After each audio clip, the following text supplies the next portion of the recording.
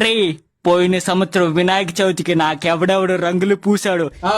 ఈసారి వినాయక చవితికి ప్రతి ఒక్కడికి చడ్డీలో కోడిగుడ్లేసి బగలగొడతా, మొహానికి పేడ పూస్తా, బాడీ మీద యాసిడ్ పోస్తా,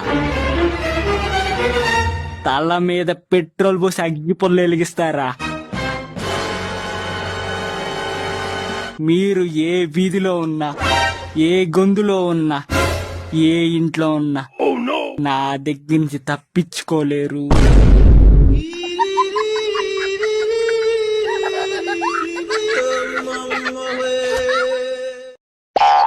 జై బోలో గణేష్ మహారాజ్ కి జై. నా ఫ్రెండ్ పండగ రోజు నా చేతిలోనే చచ్చిపోయాడు. ఒరే నువ్వు పోతే పోయావురా, నా 5 రూపాయలు నాకు తిరిగి ఇచ్చేసి పోయి ఉండాల్సిందిరా రే.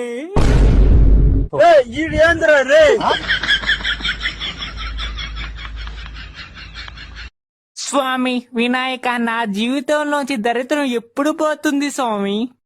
వినాయక చవితి చివరి రోజు నన్ను నిమజ్జనం చేస్తారు కదా నాయనా, నాతో పాటు నువ్వు దూకే.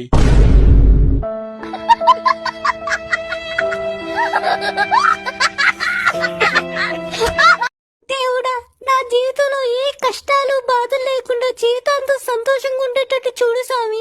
అందుకు బదులుగా నా బెస్టీని 4 నెలలు ఏమి తినకుండా ఉపాసం ఉండేటట్టు నేను చూసుకుంటాను స్వామి. నా బెస్టీని ఇంటి నుంచి తిరుపతి వరకు మోకాలి మీద నడిపించుకొని తీసుకొస్తాను స్వామి. అదే తిరుపతిలో నా బెస్టీకి గుండు కూడా కొట్టిపిస్తాను స్వామి. స్వామి ఇదంతా నేను చేసేది నా బెస్టీ కోసం. నేను బాగుంటేనే కదా నా బెస్టీని నేను బాగా చూసుకోగలను.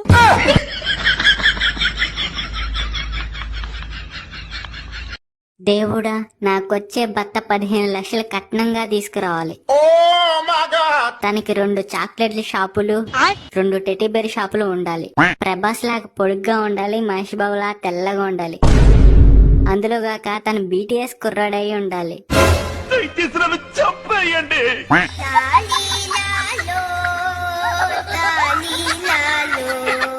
గణేశుడి లడ్డూ పాట 10,000 రూపాయలు. అర్రే, ఇక్కడ లడ్డు పాట పడుతుంది, నా పాట 15 లక్షలు. మా ఫ్రెండ్ గాడి ఇల్లు, బైక్, పొలం, ఆస్తి మొత్తం అమ్మేసి తీసుకొచ్చేస్తాను. ఆ లడ్డు నాకు ఇచ్చేయండి.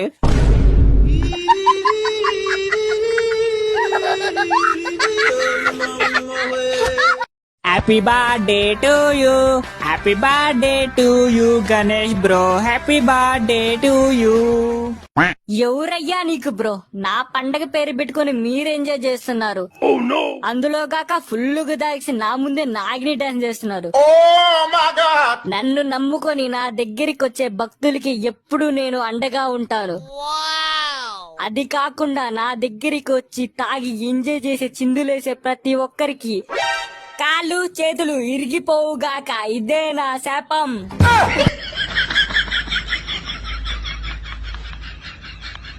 దేవుడా ప్లీజ్ దేవుడా, నాదొక చిన్న కోరిక దయచేసి తీర్చండి.